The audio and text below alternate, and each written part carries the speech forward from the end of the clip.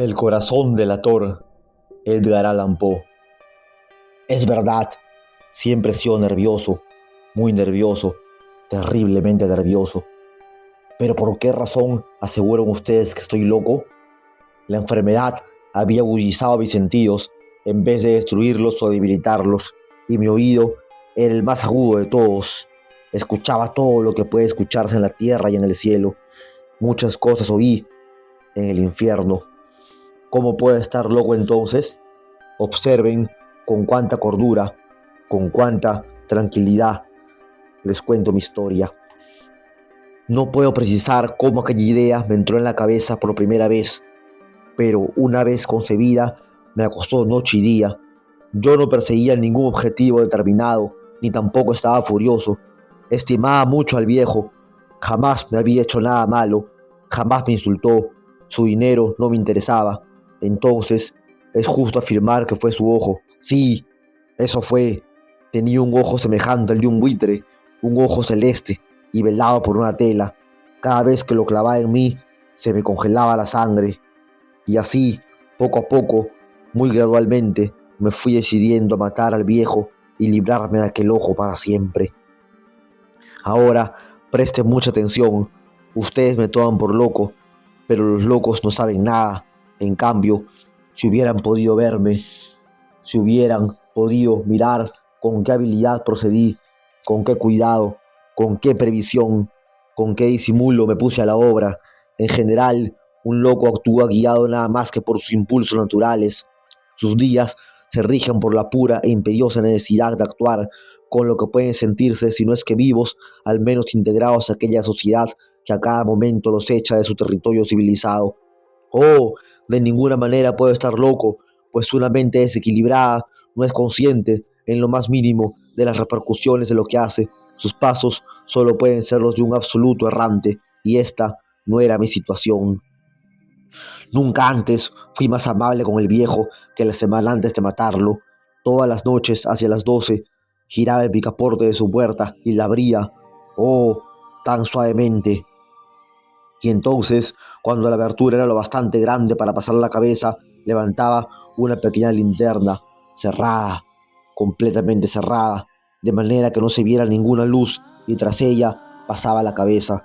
Oh, ustedes se hubieran reído al ver cuán astutamente pasaba la cabeza, la movía lentamente, muy, muy lentamente, a fin de no perturbar las horas de descanso del viejo. Me llevaba una hora entera introducir por completo la cabeza por la abertura de la puerta hasta verlo tendido en su cama. ¿Qué? ¿Es que un loco hubiera sido tan prudente como yo? Y entonces, cuando tenía la cabeza completamente dentro del cuarto, abría la linterna con precaución. Oh, tan cautelosamente, sí, cautelosamente, iba abriendo la linterna, le iba abriendo lo suficiente para que un solo rayo de luz cayera sobre el ojo del buitre, y esto lo hice durante 7 largas noches, cada noche, a las 12, pero siempre encontré el ojo cerrado, y por eso me era imposible cumplir mi obra, porque no era el viejo quien me irritaba, sino aquel ojo perverso, y por la mañana, apenas, apenas iniciaba el día, entraba sin miedo en su habitación y le hablaba resueltamente, llamándole por su nombre con voz cordial y preguntándole cómo había pasado la noche. Ya ven ustedes que tendría que haber sido un viejo muy astuto para sospechar que todas las noches, justamente a las 12, iba yo a mirarle mientras dormía, pero no, al ingresar a su aposento solo era cuestión de segundos para entretenernos con cualquier conversación banal o con las últimas noticias importantes que ya estaban recorriendo la ciudad a las horas. Al llegar la octava noche procedí con mayor cuidado que de costumbre. Al abrir la puerta, el minutero de un reloj se mueve con más rapidez de lo que yo se movía mi mano. Jamás antes de aquella noche había sentido el alcance de mis facultades, de mi sagacidad. Apenas lograba contener mi impresión de triunfo, pensar que estaba ahí, abriendo poco a poco la puerta, y que él ni siquiera soñaba con mis secretas intenciones ni pensamientos. Su desconocimiento sobre estos menesteres nocturnos me provocaba un extraño placer. Durante el día, el viejo estaba al tanto de todas mis actividades, sabía minuciosamente lo que hacía y dónde encontrarme en la casa si necesitaba de mi ayuda en algo. Pero en la noche, su casi omnipresencia llegaba a su fin, y yo me apoderaba de mis horas. Dormido el celador, la oscuridad era mi dominio. Pensaba en que solo en el campo de las sombras era posible ejercer mi verdadera libertad, hasta los límites de la osadía. Me reí entre dientes ante esta idea y quizás me oyó porque le sentí moverse repentinamente en la cama como si se sobresaltara. Ustedes pensarán que me eché hacia atrás, pero no. Su cuarto estaba siempre muy oscuro. El viejo cerraba completamente las persianas por miedo a los ladrones. Yo sabía que le era imposible distinguir la abertura de la puerta y seguí empujando suavemente, muy suavemente. Había ya pasado la cabeza y me disponía a abrir la linterna cuando mi pulgar resbaló en el cierre metálico y el viejo se enderezó en el lecho gritando «¿Quién está ahí?». Permanecí inmóvil, en absoluto silencio. Durante una hora entera no moví ni un solo músculo y en todo ese tiempo no oí que volviera a tenderse en la cama. Seguía sentado, escuchando, tal como yo lo había hecho noche tras noche, mientras escuchaba en la pared los taladros cuyo sonido anuncia la muerte.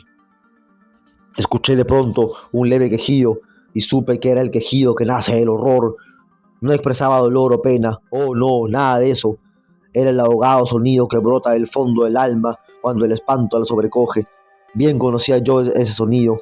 Muchas noches, justamente a las 12, cuando el mundo entero se rendía al sueño, surgió de mi pecho, ahondando con su espantoso eco los terrores que me enloquecen. Insisto en que lo conocía bien, comprendí lo que estaba sintiendo el viejo y le tuve lástima, aunque me reía en el fondo de mi corazón. Comprendí que había estado despierto desde el primer leve ruido cuando se movió en la cama. El hombre había tratado de decirse a sí mismo que aquel ruido no era nada, pero sin convencerse. Pensaba, no es más que el viento de la chimenea o un grillo que chirrió una sola vez. Sí, había tratado de darse ánimo con esas suposiciones, pero todo era en vano. Todo era en vano porque la muerte se había aproximado a él, deslizándose con sigilo y envolvía a su víctima. Y la fúnebre influencia de aquella sombra imperceptible era la que le movía a sentir, aunque no podía verla ni oírla, a sentir la presencia de mi cabeza dentro de la habitación. Un loco jamás hubiera estado atento a estos comportamientos, así que entiéndase que percibir la cercanía de la muerte, tal y como la sentía alrededor del viejo, es una cualidad propia de quien no se confunde con el común de la gente. Después de haber esperado pacientemente por largo tiempo, sin oír que volviera a acostarse, resolví abrir una pequeñísima ranura en la linterna.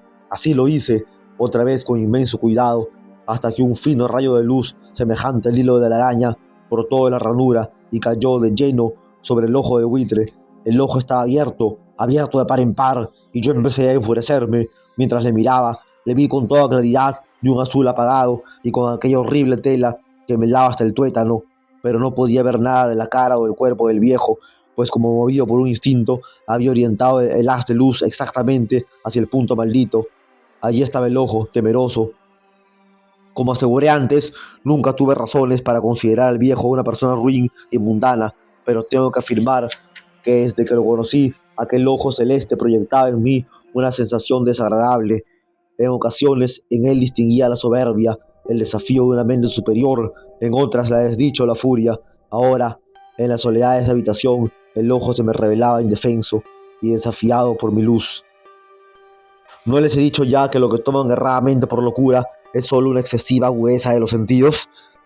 En aquel momento llegó a mis oídos un resonar apagado y presuroso, como el que podría ser un reloj envuelto en algodón. Aquel sonido también me era familiar, era el latir del corazón del viejo. Aumentó aún más mi cólera, tal como el redoblar de un tambor estimula el coraje de un soldado. Pero incluso entonces me contuve y seguí callado, apenas respiraba. Cogía la linterna de modo que no se moviera, tratando de mantener con toda la firmeza posible el haz de luz sobre el ojo. Entretanto, el infernal latir de mi corazón iba en aumento. Se hacía cada vez más rápido, cada vez más fuerte. El espanto del viejo tenía que ser terrible, cada vez más fuerte, más fuerte. ¿Me siguen ustedes con atención? Les he dicho que soy nervioso, sí, lo soy. Y ahora a medianoche, en el terrible silencio de aquella antigua casa, un resonar tan extraño como aquel me llenó de un espanto incontrolable. Sin embargo, me contuve todavía algunos minutos y permanecí inmóvil. Pero el latido crecía cada vez más fuerte, más fuerte. Me pareció que aquel corazón iba a estallar.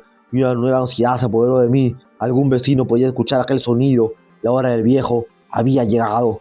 Lanzando un alarido, abrí el todo de la linterna y me precipité en la habitación. El viejo clamó una vez, nada más que una vez. Me bastó un segundo para arrojarle al suelo y echarle encima el pesado colchón. Sonreí alegremente al ver lo fácil que me había resultado todo, pero durante varios minutos el corazón siguió latiendo con un sonido ahogado. Claro que no me preocupaba, pues nadie podría escucharlo a través de las paredes. Cesó por fin de latir. El viejo, al fin, había muerto.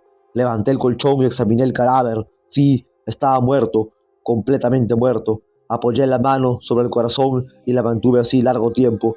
No me sentí el menor latido. El viejo estaba bien muerto. Su ojo no volvería a inquietarme nunca más. Si ustedes continúan tomándome por loco, dejarán de hacerlo cuando les escriba las astutas precauciones que adopté para esconder el cadáver. La noche avanzaba mientras yo cumplía mi trabajo con rapidez, pero en silencio. Ante todo, descuarticé el cadáver, le corté la cabeza, brazos y piernas. Luego, levanté 3 planchas del piso de la habitación y escondí los restos en el hueco. Volví a colocar los tablones con tanta habilidad que ningún ojo humano, ni siquiera el suyo, hubiera podido advertir la menor diferencia. No había nada que lavar, ninguna mancha, ningún rastro de sangre. Yo era demasiado precavido para eso. Cuando hube terminado mi tarea, eran las 4 de la madrugada, pero seguía tan oscuro como a medianoche. Al escucharse las campanadas de la hora, golpearon en la puerta de la calle. Acudí a abrir con toda tranquilidad, pues ¿qué podía temer ahora? En la puerta estaban 3 caballeros que se presentaron muy civilmente como oficiales de policía. Durante la noche, un vecino había escuchado un alarido, por lo cual se sospechaba la posibilidad de algún atentado. Al recibir este informe en el puesto de policía, habían comisionado a los 3 agentes para que registraran el lugar. Sonreí, pues ¿qué tenía que temer? Di la bienvenida a los oficiales y les expliqué que yo había lanzado aquel grito durante una pesadilla. Les hice saber que el viejo se había ausentado esa noche. Llevé a los visitantes a recorrer la casa y los invité a que revisaran bien. Finalmente, acabé conduciéndolos a la habitación del muerto. Les mostré sus caudales intactos y cómo cada cosa se hallaba en su lugar. En el entusiasmo de mis confidencias, traje sillas a la habitación y pedí a los 3 caballeros que se descansaran allí de su fatiga, mientras yo mismo, con la audacia de imperfecto triunfo, colocaba mi silla en el exacto punto bajo el cual reposaba el cadáver de mi víctima. Mi espíritu se encontraba sosegado y perfectamente cómodo. La muerte del viejo no me provocaba ningún tipo de remordimiento. Y es que los sucesos de la noche eran casi trascendentes si se comparan en valía con la manera como estaba sobrellevando la situación hasta ese entonces. Con los oficiales sentados frente a mí, había dispuesto de tal manera mis palabras y ademanes en el tiempo que de pronto se había construido una nueva realidad. Mi testimonio solo podía decir la verdad, tal y como narré los hechos. Calculé el tono de voz y los movimientos de mi cuerpo. En esa casa no había sucedido nada sospechoso y los oficiales se sentían satisfechos. Sí, mis modales definitivamente los habían convencido. Se sentaron y hablaron de cosas comunes, mientras yo les contestaba con atención. Mas al cabo de un rato empecé a notar que me ponía pálido y deseé que se fueran en ese instante. Me dolía la cabeza y quería percibir un zumbido en los oídos, pero los policías continuaban sentados y charlando. El zumbido se hizo más intenso, seguía resonando y era cada vez más intenso. Hablé en voz muy alta para librarme de esa sensación, pero continuaba lo mismo y se iba haciendo cada vez más clara, hasta que al fin me di cuenta de que aquel sonido no se producía dentro de mis oídos. Sin duda, debí de ponerme muy pálido, pero seguía hablando con creciente soltura y levantando mucho la voz. Empero, el sonido aumentaba, ¿y qué podía hacer yo? Era un resonar apagado y presuroso, un sonido como el que podría hacer un reloj envuelto en algodón. Yo jadeaba, tratando de recobrar el aliento, y sin embargo los policías no habían escuchado nada. Hablé con mayor rapidez, con vehemencia, pero el sonido aumentaba continuamente. Me puse en pie y discutí sobre insignificancias, casi gritando y con violentas gesticulaciones. Pero el sonido continuaba creciendo. ¿Por qué nos iban? Anduve de un lado a otro, a grandes pasos, como si las observaciones de aquellos hombres me enfurecieran. ¡Oh, Dios! De verdad, ¿qué podía hacer yo? Lancé espumarajos de rabia, maldije, juré. Balanceando la silla sobre la cual me había sentado, raspé con ella las tablas del piso.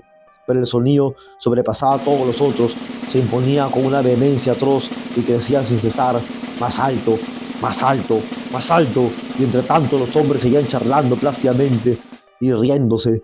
Era posible que no oyeran, santo Dios, no, no, claro que oían y que sospechaban, sabían la verdad de todo y estaban burlando de mí, horror, sí, exactamente eso, así lo pensé y así lo pienso hoy, pero cualquier cosa era preferible a aquella agonía, cualquier cosa sería más tolerable que aquella ofensa. No podía soportar más tiempo aquellas sonrisas hipócritas. Sentí que tenía que gritar o morir y entonces otra vez, escuchen, más fuerte, más fuerte, más fuerte, más fuerte. ¡Basta! ¡Basta ya de fingir, malvados! Sí, confieso que la maté. Levanten esos tablones. Ahí, ahí está. Es ahí donde está latiendo su horrible corazón.